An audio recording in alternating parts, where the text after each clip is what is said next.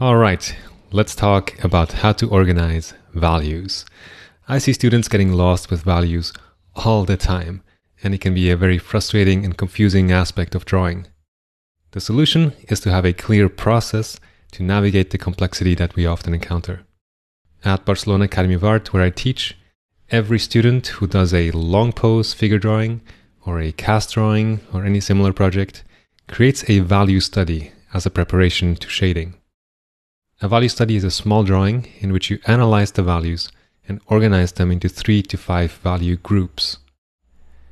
You can see the groups on the bottom of this image and the corresponding numbers indicated in the drawing. The technique that we use in the value study is called value grouping, and in this lesson I will show you how to do value grouping with any subject matter. In my mind, we have two options. If the subject is very simple, the best approach is usually to use light logic to create your value groups. This means thinking about modeling factors and separating light and shadow, adding dark halftones and so forth. If the subject is more complex, it makes sense to simply group similar values together, regardless of modeling factors. Let's do light logic first. Here are the steps of drawing a plaster cast, which is a copy of a sculpture. We begin with a line drawing to get the proportions right. At this point, you have two values, the paper and the drawing. Next is the value study, where we use 3 to 4 value groups. On a figure drawing, you might go up to 5 groups. Next is the shading stage, where we expand to using the full value range. So the value study is a preparation for shading, so you know where you're going in terms of values. Let's focus on the value study using light logic. On this ball, you can see all the modeling factors, and they create a lot of complexity in value. How do we make this simple? How can we organize these values? By working from big to small. The biggest distinction we can make is to separate light from shadow. This gives us two value groups, the light family and the shadow family. Then we subdivide the light family into dark halftones and light halftones. Dark halftones are those that are close to the terminator. We now have 3 value groups. Let's compare this to the original image. These value groups give us a good starting point, but we're missing a few things in our simplification. The shadow family consists of at least 3 things: the reflected light, core shadow, and cast shadow. If we could only add one of these to our value groups, which one would you choose? Would you add the core shadow? Would you add the reflected light? Or would you add the cast shadow? I would use the cast shadow because the contrast between the cast shadow and the rest of the image is bigger than the contrast between any of the other elements. If you squint, they're pretty much unified. So we can group core shadow and reflected light into one value group, which we can call form shadow. And then last group will be the cast shadow. That gives us 4 value groups to explain the whole sphere here. Now let's do a value grouping for a slightly more complex object, like this plaster cast. Again, we begin by separating light and shadow, and you can see those indicated on the image. Then we add the dark halftones, and next we add the tone that stands out most. In this case, that is also the cast shadow, so that's becoming its own value group.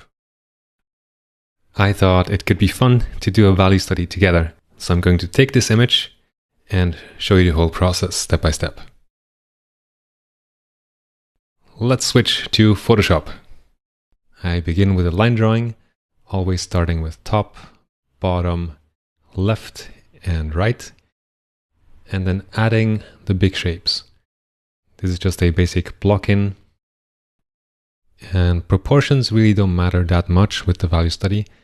It's all about the relationships between value groups.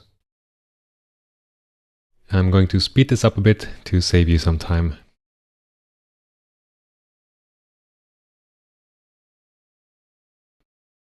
And here we go. This is the line drawing for establishing basic shapes. Now, we begin by separating light and shadow. So we have the light already, that's the paper value, and I'm going to add a value for the shadows. This is an average value for the shadows, and I have one tone available, in the whole drawing to represent my shadow family. Again, I'll speed it up a bit. And as you see, because there's only one value, we are combining form shadow and cast shadow for now. Next, we add the dark halftones. And again, I'm choosing an average value to represent the dark halftones throughout this image. And I'm fiddling with it for a moment until I'm happy. And then I apply this value everywhere where I think it should be. I'm ignoring very small halftone shapes because what I'm after is the general impression of the whole image.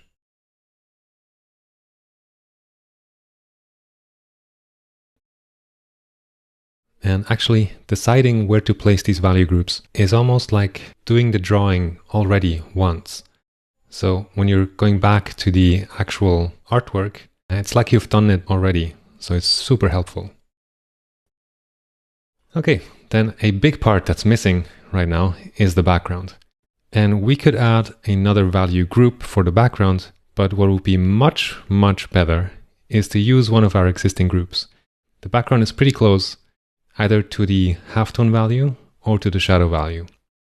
And the halftone value looks a bit too light. So I'm going with the shadow value here to represent my background. Now, as you may notice, we're losing the distinction between cast shadow and the rest of the background. And the first time you do that, it's a little bit scary, but don't worry about it. Just simplify. You'll find that shape again later. And actually, the simplification helps you to see the overall image in a simpler way.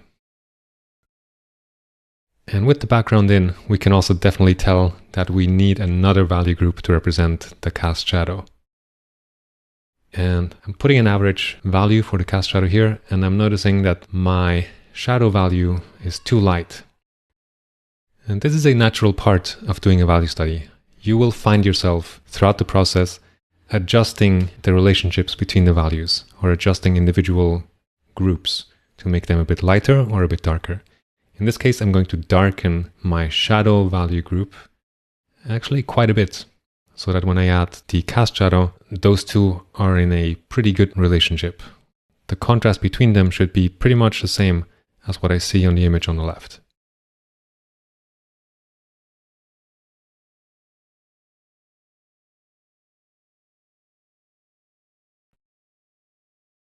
Okay, and having adjusted my shadow value, I'm also going to make my dark halftones a bit darker.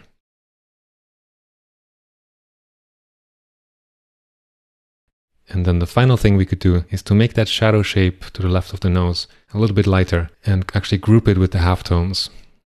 And this is controversial a little bit because some people are purists and they say shadow should always be shadow. And I agree with that most of the time. But sometimes it does make sense, in my opinion, to group very light shadows that have a lot of reflected light with the value group that represents the dark halftones.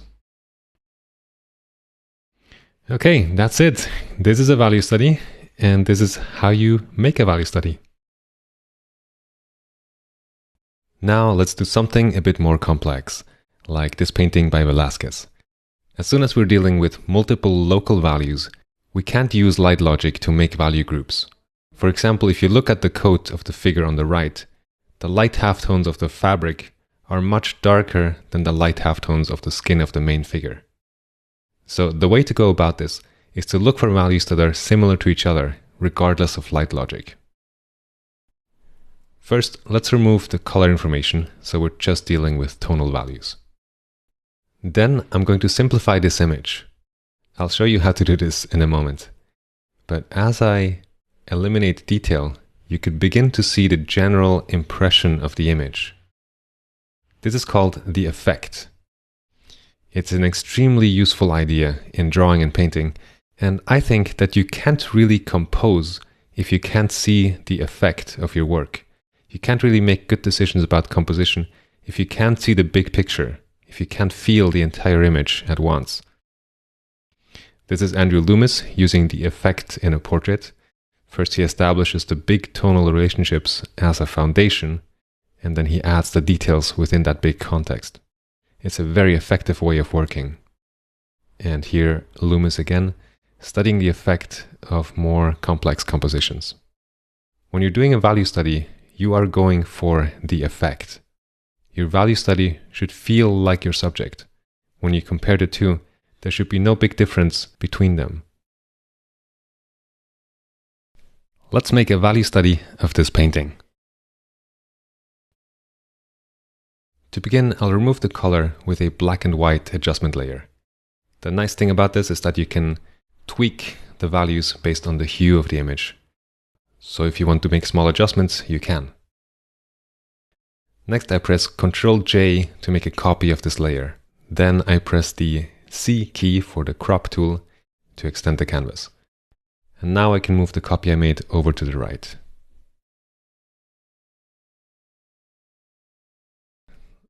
Alright, now I want to show you how I simplify the image. So go to Filter, Noise, Median. The median filter is amazing. So the higher the radius value is here, the more details are absorbed into the big shapes. Next, I go to Filter, Stylize, and Find Edges, just to give me a general drawing of where the shapes are roughly. And I do this here to save you time, but you can also do this yourself to really focus just on the values and not be distracted by the drawing. Then I make a levels adjustment to make the lines a bit lighter. You can press Ctrl L or Command L for the levels adjustment. And finally, I'll make a new layer, fill it with kind of an average tone for the image, and set my line layer to multiply. And this is my setup. I'm going to paint on this layer, lock transparency so any mark I make stays within that area, and we're ready to go. I begin a value study like this by keying the image. That means identifying the darkest value, which are the pants here, and the lightest value, which is in the skin and on the fabric that's on his lap there. So I put those values in to give me context, because any value group I add should be in a good, proper relationship to these two extremes. Next, I look at the image and I try to see the effect, the essence visually. And I'm looking for values that are present throughout the image that I want to add next. So here I'm going for the tone of the clothing of the kneeling figure. And I'm rearranging my palette here to go from light to dark. The next group I want to add is this figure on the top right. That dark value is present throughout the image, so I think that's going to be an important one. And right now it looks pretty close to black, but if we paint them next to each other, you can see there's a clear difference between them. If we use black for what I'm painting now, there would be too much contrast. The relationship between my value groups would be off. The effect of my value study would feel wrong. Now we have 4 value groups. We probably will end up with 5, but now I'm adding those 4 groups throughout the image where I can find them, starting with any of them really. Here I'm starting with the lightest. And I'm careful not to add it in places where it doesn't belong. So I'm a little bit conservative with where I put these values. And I just realized we actually already have 5 value groups because there's the background. So let's rearrange the palette again and add a swatch for the background value. And looking at this now, I realize that this value is too light. We should go darker for the average tone. So I'm going to select color range, pick that background value, and then we can do a levels adjustment. Or what feels a bit more direct in this case is to do a hue saturation adjustment and changing the lightness value.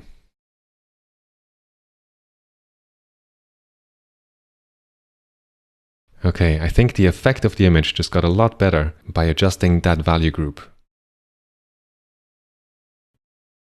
Here I'm darkening those lines a bit so we can see them better, just to help me with placing things. And from here on, basically all that I'm doing is applying those 5 value groups that I've chosen to the value study. It's like painting by numbers. I'm filling the canvas with that limited palette that I gave myself. And as I do this, I'm always staying aware of checking the relationship between the value groups. And if one of my groups seems too dark or too light, not a problem. I adjust the brightness of that group, both in my palette and in the value study. What I'm after is organizing all those many, many tones that are in the original painting, but representing them in a simple way. And again, I'm going to speed this up for a bit to save you some time.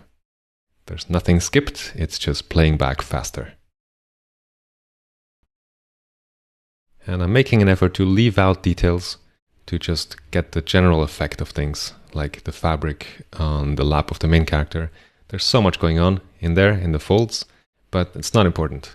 Now I have 5 values, and I just want to cover the whole canvas and understand and capture the essence of the values.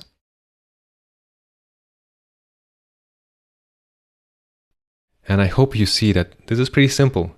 You can apply this process to any image.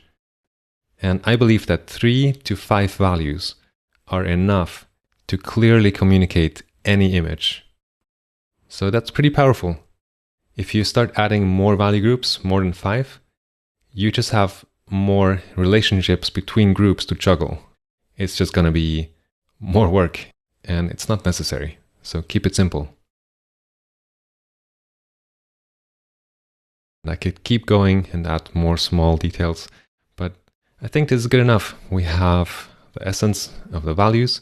The whole image is shown with just 5 groups. And we are going to lose distinctions.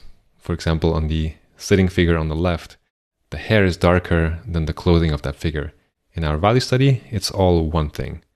We could make that hair black, like the pants are, but I think it would add too much contrast. It would call way more attention to the head of that figure than we actually see in the painting. So the effect would be changed.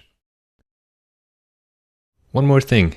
As you get more experience with this, I think it makes sense to introduce the use of gradients in your value studies. Sometimes the hard edges of value groups really break the effect. An example in this image would be the soft transition in the sky. If you decide to use gradients, I would recommend that you do so very sparingly and to make careful decisions about where you put a gradient.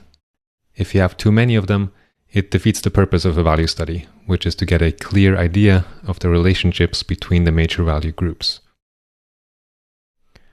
Also, I should say that the approach I showed you here is a great way of working, not just for doing a value study, but we could take the sketch that I made right now and take it all the way to a final painting, fully rendered. It's a really effective way of working. All right, now it's your turn to make a value study.